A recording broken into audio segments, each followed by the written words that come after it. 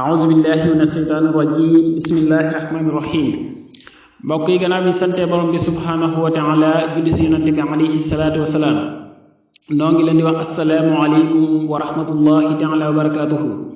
ñu dëkk di leen fàttaliwaat naafila guddik weeru koor gi ngeen si ànd ak seen mbokkum taalibe ndongoli Haaruna Nduur Jaalibatul Maraaxib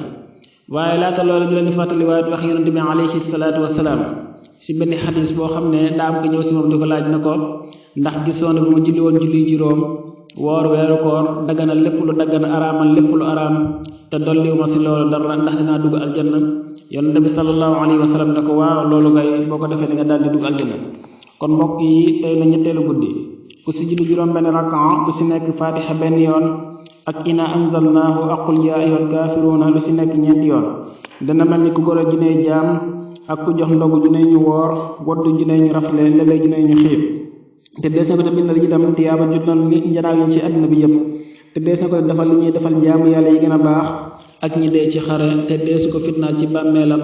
te deesu ko mbugal itam yal nañu suñu borom nangul te nangul leen wasalaamu aleykum wa rahmatullahi taala wa barakaatuhu